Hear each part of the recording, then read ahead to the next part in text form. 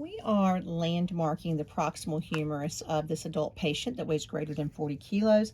You can see we have our arm in the proper position, adducted internal rotation, palm out, thumb back is the method that we've chosen.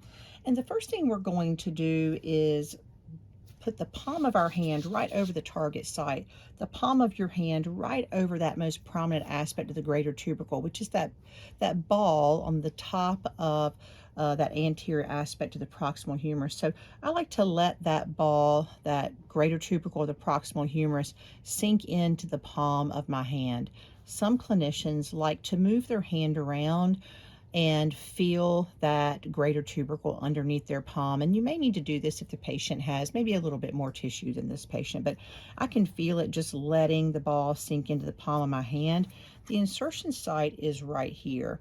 So if you need a secondary confirmation, maybe you're gaining confidence in landmarking the proximal humerus, that is certainly understandable, and it's really easy to do. The first thing we're going to do is find the surgical neck. You may have learned this method to find the surgical neck. You can start up here and fall down over that ball, or you can smoothly move up and down that straight shaft of the humerus until you meet where that greater tubercle is. I'll taunt the skin down so you can see it. My thumbs are in the surgical neck, and the insertion site is approximately 1 to 2 centimeters above that on the anterior surface of the proximal humerus.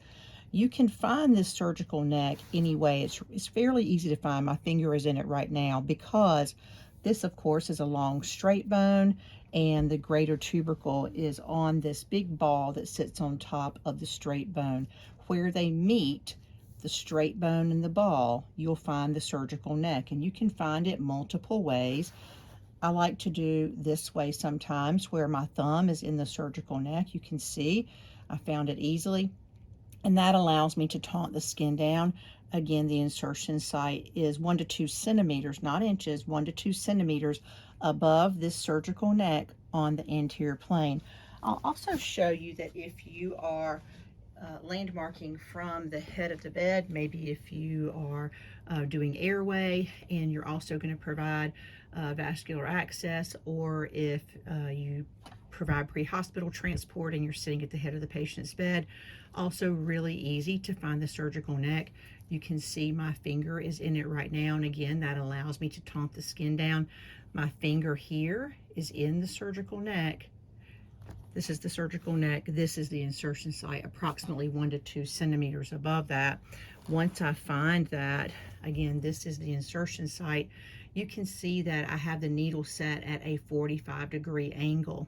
And we've chosen the 45-millimeter needle set because in most patients that weigh greater than 40 kilos, we're going to choose that yellow 45-millimeter needle set.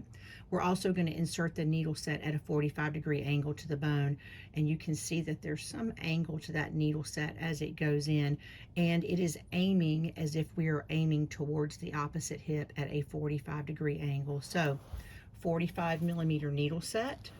You can either place the palm of your hand over the target site and I can easily find the target site right here. This is the insertion site, or if I need secondary confirmation, I can easily find that surgical neck, and I want to insert at a 45-degree angle as if I'm aiming toward the opposite hip.